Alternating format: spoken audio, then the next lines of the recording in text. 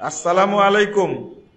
শায়েখ আহমদুল্লাহ রাসূলের নবিয়তের আগের বিষয় নিয়ে। শায়েখ শব্দটা সবার নামের শুরুতে বসান আপনারা। শায়েখ কে জানেন? হ্যাঁ, শায়েখ কে? আল্লাহ রাসূল শায়েখ বলতেন শেখ আবু বকর সিদ্দিক, শায়েখ বলতেন উমর ফারুককে।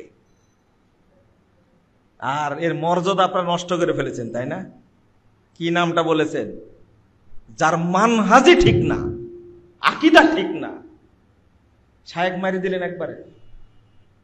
শায়েখ হলেন শেখ আলবানী, শেখ বিন বাজ, শেখ উসাইমিন, এরা হলেন শায়েখ। যাত্রার নামে শুরুতে বাঙালিদের মধ্যে বলতে পারেন একজন বড় শেখ, শেখ মতিউর রহমান মাদানী। এরা বড় বড় আলেম মানুষ বলতে পারেন, কিন্তু যাত্রার নামে শায়েখ শব্দটা বসান, আমি উত্তরই দিলাম না। আল্লাহ যেন হেদায়েত দান করে আমাদেরকে। বর্তমান দ্বন্দ্ব চলছে বাংলাদেশে, মানহাজের দ্বন্দ্ব। কিসের? মানহাজের দ্বন্দ্ব। আজকে এখানে সুখে আছেন, পার্শ্বে আহলাদিস সমাজ আছে, তাই খুব ভালো আছেন। এই যে সব দেখার মাথাগুলো আছে, মসজিদ তৈরি করতে পারছেন, সালাত আদায় করতে পারছেন। বহু জায়গা আছে মসজিদ তৈরি করতে গিয়ে মসজিদ ভেঙ্গে দিচ্ছে, মসজিদ পুড়ায় দিচ্ছে, মসজিদ তালা মেরে দিচ্ছে। কারা এইগুলো? আর এই বুবা শায়েখ গুলো এদের বিরুদ্ধে কোনো কথা বলে? কোনো কথা বলে না।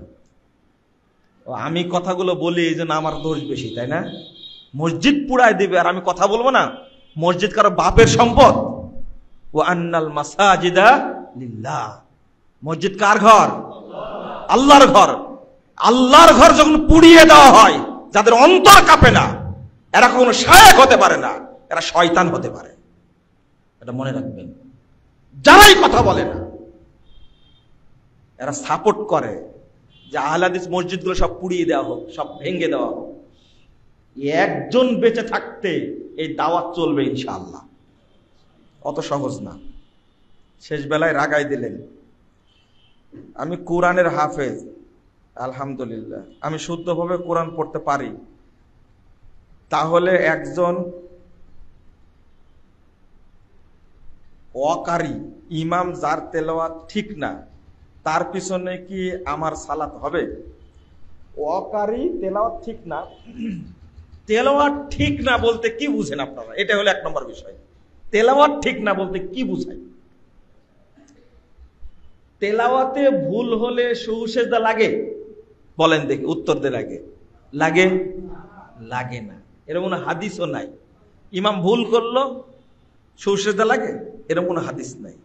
তাহলে কোন ভুল হলে সালাত নষ্ট হবে বলেন তো দেখি? এইটাই তো বুঝেন না, তাই না? এটা হলো মাদ মাখরাজের টান ভুল হলে কি সালাত নষ্ট হবে? না বলছেন কিন্তু জানেন না, এমনি হুজুকে বলে দিচ্ছেন, তাই না? মদ মাখরাজ না, ভুলের কোয়ালিটি আছে কয়েকটা। এমন ভুল যে অক্ষর বলার কারণে অর্থ চেঞ্জ হয়ে যাবে, এই রকম ভুল যদি হয়ে যায় তাহলে সালাত হবে না। এটা আমরা উল্লেখ করেছি ফতোয়ার সাথে। তো এইরকম যদি ভুল হয়, যার তেলাওয়াত ভালো তিনি কি করবেন? ইমামতি করবেন। ঠিক আছে, তিনি কি করবেন? ইমামতি করবেন, এটা নিয়ম। আর যার তেলাওয়াত কম, অশুদ্ধ, সে ব্যক্তি সালাত পড়বে না।